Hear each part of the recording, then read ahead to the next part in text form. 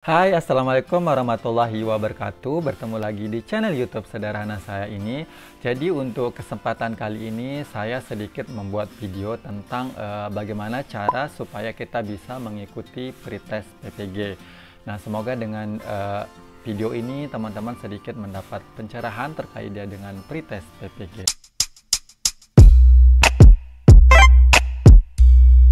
Oke, teman-teman, jadi di sini terkait dengan pretest PPG, mungkin kita bertanya-tanya bagaimana cara kita bisa mengikuti yang namanya pretest PPG. Apakah setiap guru itu harus memang mengikuti pretest PPG?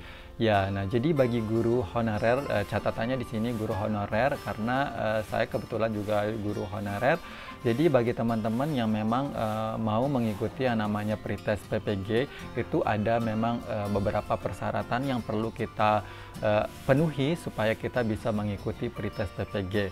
Kenapa sih kita harus mengikuti yang namanya pretest PPG? Nah, karena ketika kita mengikuti yang namanya pretest PPG ini, tentunya nanti insya Allah seandainya kita lulus mengikuti pretest PPG ini, maka kita akan melanjutkan istilahnya kayak studi atau pembelajaran yang lain itu dalam tahap PPG. Nah, di sini untuk guru honorer atau yang memang guru yang memang sudah lulus mengikuti pretest PPG, ini kita bisa kategorikan kita PPG-nya dalam jabatan. Nah, alhamdulillah untuk PPG dalam jabatan itu biasanya dibiayai oleh pemerintah. Nah, beda dia dengan di luar jabatan, kita menggunakannya biaya sendiri-sendiri.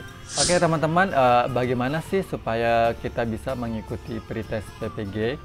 Oke, jadi hal yang pertama yang perlu teman-teman ketahui adalah data teman-teman itu masuk ke dalam Dapodik. Jadi khusus kita di negeri, memang pendataan kita setiap guru itu akan dimasukkan di dalam data Dapodik. Kenapa mesti kita dimasukkan di data Dapodik? Tentunya ini supaya kita diakui sebagai guru honorer. Nanti data kita memang masuk ke pusat, itu bukti bahwa kita memang benar-benar mengajar di sekolah tersebut. Makanya di Dapodik itu ada beberapa guru yang ditulis menjadi tempat induk atau tidak induk tempat mereka mengajar. Oke, yang kedua yang bisa kita lakukan untuk bisa mengikuti pretest PPG-nya ini adalah kita memiliki yang namanya nomor UKG. Kenapa kita harus memiliki nomor UKG? Karena di nomor UKG ini nanti kita akan terhubung dia dengan ada namanya aplikasi SIM PKB.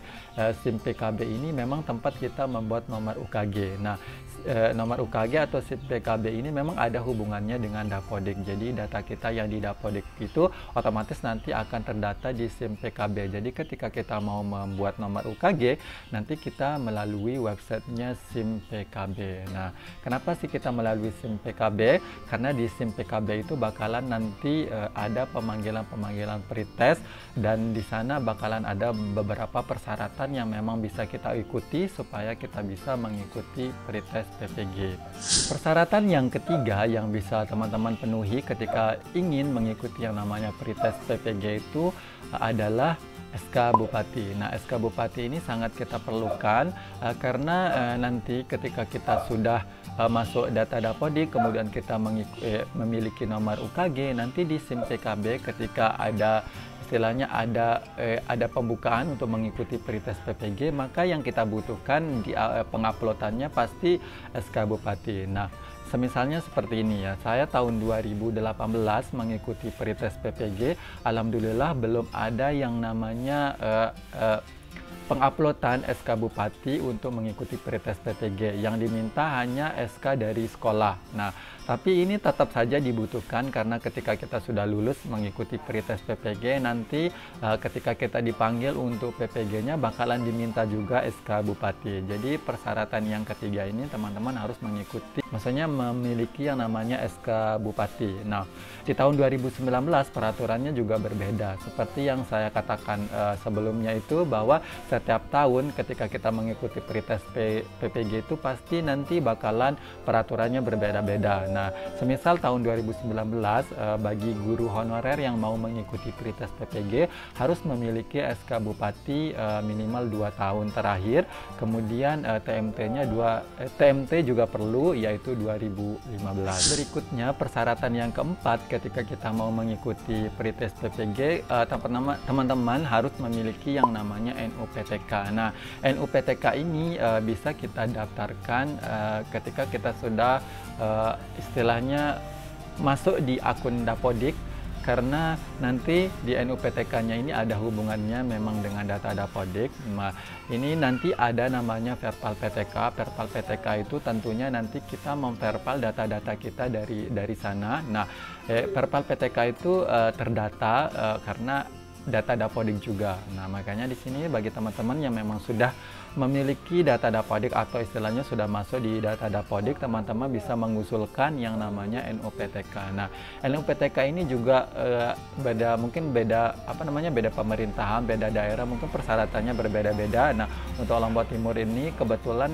ketika kita mau mengajukan NUPTK, kita perlu juga mengupload ijazah, kemudian kita perlu mengupload SK Bupati juga. Nah, jadi ada beberapa 4 poin yang penting ketika teman-teman mau mengikuti Pretest PPG. Pesan saya bagi teman-teman yang memang beruntung mengikuti Pretest PPG ini, jangan lupa untuk belajar yang benar.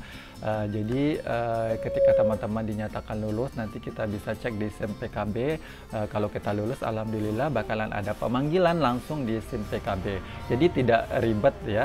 Nah, jadi intinya adalah teman-teman harus mengikuti step-step untuk bisa mengikuti Pretest PPG. Teman-teman, kurang lebihnya mohon dimaafkan bila ada kekurangan dari pernyataan saya atau persyaratan yang kurang, boleh teman-teman tambahi di bagian komentar atau yang lainnya. Jadi sekian dulu kurang lebihnya. Sekali lagi kurang lebihnya mohon maaf. Wabillahi taufiq wa hidayah. Wassalamualaikum warahmatullahi wabarakatuh. Bye-bye.